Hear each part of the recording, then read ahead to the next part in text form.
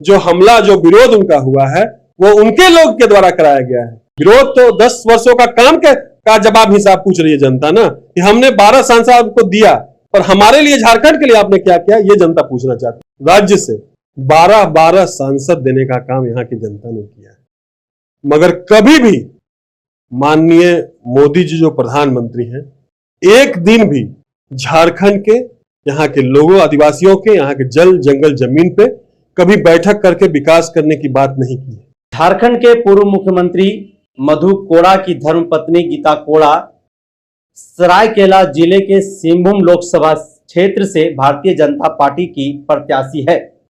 पिछले दिनों उन्हें वहां के कार्यकर्ताओं का, मतदाताओं का जो है विरोध झेलना पड़ा। गम्हरिया इलाके में जो है उनका विरोध हुआ और उन्होंने उसके बाद यह आरोप जो है वह झारखंड मुक्ति मोर्चा के ऊपर लगाया कि झारखंड मुक्ति मोर्चा के कार्यकर्ता जो है वह हरवे हथियार के साथ सड़क पर उतर करके हमारा विरोध किया और उन्होंने हमें घेरने का काम किया, हम पर हमला करने का काम किया। आज इस मुद्दे पर बातचीत करने के लिए हमारे साथ धर्मेंद्र सिंह हैं। धर्मेंद्र सिंह झारखंड मुक्ति मोर्चा रांची जिला के युवा अध्यक्ष हैं। दादा, सिंहभूम लोकसभा क्षेत्र से गीता कोड़ा जो भारतीय जनता पार्टी की प्रत्याशी है और झारखंड के पूर्व मुख्यमंत्री मधु कोड़ा की पत्नी है, उन्होंने सीधे तौर पर आरोप लगाया है, पिछले दिनों जो घटना उनके साथ घटी है गम्हरिया इलाके के क्षेत्र में, वह घटना को अंजाम देने में झारखंड मुक्ति मोर्चा के कार्यकर्ताओं का हाथ है। झारखंड मुक्ति मोर्चा जो है उसके ऊपर हमला करवाया है। उनका जो आरोप है झारखंड मुक्ति मोर्चा के कार्यकर्ताओं पर, वो सरासर बेबुनियाद है। क्योंकि अगले 5 वर्ष पहले महागठबंधन के प्रत्याशी के रूप में उन्होंने लोकसभा का चुनाव लड़ा और वही महागठबंधन के लोग, कांग्रेस, जेएमएम, आरजेडी के लोग और वहां की जनता उनको सांसद बनाने का काम किया। 5 वर्ष वो लगातार वहां काम करती रही। अब कैसा काम उन्होंने किया है कि आने वाले समय में जैसे ही उन्होंने बीजेपी का दामन थामा और बीजेपी ने उनको अपना प्रत्याशी बनाया है, उसके बाद वो लगातार क्षेत्र में अपना भ्रमण कर रही हैं, जनताओं के बीच जा रही हैं।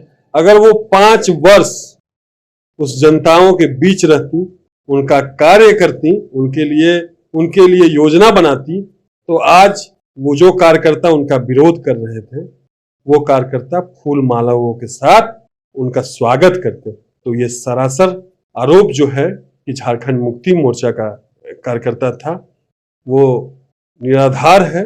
वहां की आम जनता थी जो उनसे 5 वर्षों का हिसाब पूछ रही थी कि आपने 5 वर्ष जो हम लोगों ने आपको दिया था सेवा करने के लिए, वो 5 वर्ष के बाद जब आप आई हैं तो मैं आपको स्वागत किस रूप में करूं, ये बताने का काम किया था। क्योंकि उसमें झारखंड मुक्ति मोर्चा के ना नेता थे ना कार्यकर्ता था, वो वहां के आम जनता थे, आम मानुष थे जो वहां विरोध कर रहे थे। मतलब आप सीधे तौर पर ये कह रहे हैं कि गीता कोड़ा जिस लोकसभा के क्षेत्र से सांसद रही 5 वर्ष तक, जहां की जनता ने उन्हें अपना मताधिकार का प्रयोग करके, अपना वोट दे करके दिल्ली भेजने का काम की, वहां पर गीता कोड़ा ने 5 वर्ष में ऐसा कोई काम नहीं किया जिससे वहां की जनता जो है उससे खुश दिखाई।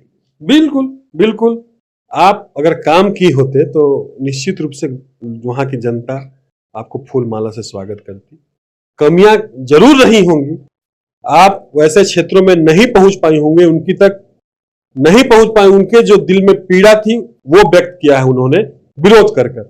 तो आप निश्चित रूप से देख सकते हैं कि बीजेपी उसको जो मोड़ देना चाहती है, राजनीति फायदा लेना चाहती है कि बीजेपी जेएमएम को बदनाम करते हैं, वहां के कार्यकर्ताओं को बदनाम करते हैं और एक सहानुभूति वहां के लोगों को के प्रति लेते हैं।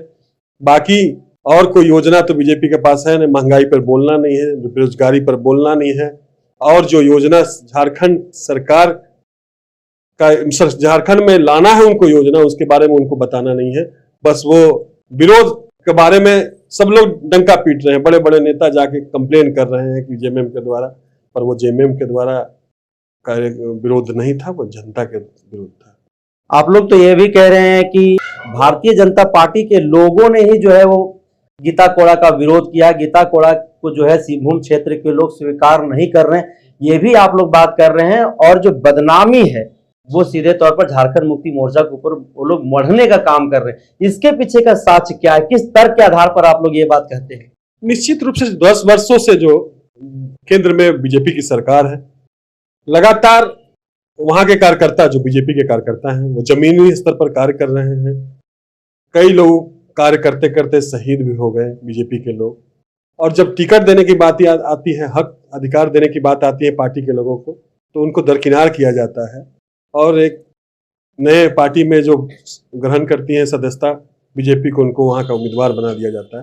तो निश्चित रूप से तो विरोध और उबाल तो उस कार्यकर्ताओं में होगा ही। उसी का परिणाम है कि हो सकता है कि बीजेपी वाले लोग ही खुद कराए हैं ऐसा काम, और झारखंड मुक्ति मोर्चा एक छोटी पार्टी, जल जंगल जमीन की पार्टी है, उसको बदनाम करने की षड्यंत्र रचा गया है बीजेपी के द्वारा, उनके नेताओं के द्वारा, प्रत्याशी के द्वारा। तो ये बातें हल्के में नहीं लिया जाए। झारखंड मुक्ति मोर्चा छोटा पार्टी जरूर है, पर आंदोलन की उपज वाली पार्टी है। वो जवाब देना जानती है। ऐसे सामने आके छोटे मोटे विरोध कर जवाब नहीं देगी। जवाब जनता इस बार देगी, वोट के माध्यम से जवाब देगी झारखंड मुक्ति मोर्चा की जनता। और आने वाले समय में जो दल बदल के लाभ लेकर अपने सत्ता में फिर से आना चाहते हैं, सांसद बनना चाहते हैं, उनको मुंह तोड़ जवाब वहां के जनता जरूर देगी इस बार। तो जिस तरह से आप कह रहे हैं कि झारखंड मुक्ति मोर्चा को बदनाम करने की कोशिश की जा रही है भारतीय जनता पार्टी की तरफ से, तो क्या वह भारतीय जनता पार्टी मुकम्मल हो पाएगी, उन्हें कामयाबी मिलेगी, या फिर झारखंड के मतदाता, झारखंड की जनता जो है वह 2024 में वोट से भारतीय जनता पार्टी को जवाब देने का काम करेगी? कैसे आप लोग देख रहे हैं? देखिए, मैं एक बात आपके माध्यम से बताना चाहता हूं। 10 वर्षों में हमारे भारत में बीजेपी की सरकार है। 10 वर्षों में उनकी सरकार चल रही है। हमारे राज्य से 12 सांसद देने का काम यहां की जनता ने किया है। मगर कभी भी माननीय मोदी जी जो प्रधानमंत्री हैं, एक दिन भी झारखंड के, यहाँ के लोगों, आदिवासियों के, यहाँ के जल जंगल जमीन पे कभी बैठक करके विकास करने की बात नहीं की है। 12 सांसद हम लोगों ने दिया है, उसी के बलबूते पे वहां सरकार बनी है। पर एक दिन मौका नहीं मिला प्रधानमंत्री को कि झारखंड के मुद्दे पर, यहाँ के आदिवासियों के मुद्दे पर, कैसे झारखंड के पैकेज देने के मुद्दे पर बात की जाए, विकास कैसे किया जाए झारखंड में, इस पे बात नहीं की गई, ना एक बैठक किया गया। तो दुर्भाग्यपूर्ण है। हम लोग, यहाँ के लोग जो हैं, वो चुन चुन के उनको सांसद दे, उसके सांसद के गिनती पर वो प्रधानमंत्री बने, पर हमारे राज्य को ना बेरोजगारी पर, ना यहाँ के आदिवासी मूलवासी, यहाँ ना जल जंगल जमीन पर, कुछ पर उनके विकास की रूपरेखा जो वो देना चाहते हैं, वो खाली विकल्प है। वो सपना दिखाते हैं, दिए कुछ नहीं है। अभी जैसे आप देख रहे हैं कि दल बदल करके अब गई हैं, उनको टिकट दिया है। विरोध तो 10 वर्षों का काम का जवाब हिसाब पूछ रही है जनता ना, कि हमने 12 सांसद को दिया, पर हमारे लिए, झारखंड के लिए आपने क्या किया, ये जनता पूछना चाहती है। गीता कोड़ा अब क्षेत्र में, वो जब अपना पार्टी बदल के बीजेपी में शामिल हुई हैं, अब उनको क्षेत्र में जब गई हैं, तब उनको एहसास हो रहा है कि बीजेपी ने जो कार्य 10 वर्षों में नहीं किया है, उसका विरोध तो उनको झेलना पड़ेगा। क्योंकि जनता समझदार है, जनता सब जान रही है कि 10 वर्षों में जो झारखंड की दशा और दिशा सुधारने के लिए यहाँ के लोगों ने सांसद बनाया, प्रधानमंत्री बने, वो दशा दिशा वैसा ही रहा। केंद्र की तरफ से कोई सफल बने, उनका रवैया जो है विकास को झारखंड की ओर ले जाने का नहीं दिखा। जिस तरह से विरोध का स्वर का आवाज जो है बुलंद होने लगा है, ऐसे में क्या लगता है आगे का परिणाम आपको क्या दिखाई दे रहा है? यह सिलसिला यहीं पर थम जाएगा, या फिर झारखंड की जनता, झारखंड की मतदाता मोदी से और उनके सांसदों से, उनके प्रत्याशियों से 10 वर्ष का हिसाब मांगेगी? हिसाब नहीं देने पर क्या इसी तरीके से विरोध का स्वर जो है वह बुलंद रहेगा? बिल्कुल विरोध का स्वर बुलंद रहेगा। जनता अब इस बार समझ गई है, समझ गई है कि सांसद बनाकर भेजने पर खाली वहां प्रधानमंत्री बनता है, हमारे राज्य का विकास कुछ नहीं हुआ है। और जनता इस बार एनडीए जो भी प्रत्याशी होंगे झारखंड में खासकर, उनको मुंह तोड़ जवाब देने का काम करेगी। हमारे महागठबंधन जो प्रत्याशी आएगा, हमारा झारखंड में जो कार्य किए हैं माननीय मुख्यमंत्री, 4 वर्ष मुख्यमंत्री रहकर माननीय हेमंत सोरेन जी ने जिस तरह से झारखंड को संवारने का काम किया है, यहाँ के लोगों की हित की बात की है, उनके लिए जो योजना बनाया है उनके तक पहुंचाया है, वो सारी योजनाओं का उनको लाभ मिला है। इसका वोट के रूप में महागठबंधन को इस बार बहुत अच्छा परिणाम देखने को मिलेगा और एनडीए का इस बार सुखड़ा साफ झारखंड में कर देगा कि आने वाले समय में हमारी पार्टी और महागठबंधन की जो प्रत्याशी होंगे वो विजय होंगे। 14 के 14 सीट पर हम लोग 14 के 14 सीटों पर। गीता कोड़ा पर जो हमला हुआ है उसको लेकर के भारतीय जनता पार्टी जो है वो बड़ा मुखर दिखाई दे रहा है। वो सबसे पहले चुनाव आयोग से उन्होंने मुलाकात करके जो है उनको एक पत्र सौंपने का काम किया। उसके बाद डीजीपी से भी मिलकर के उन्होंने जो है इसकी शिकायत की है। इसको लेकर के आपकी क्या प्रतिक्रिया होगी?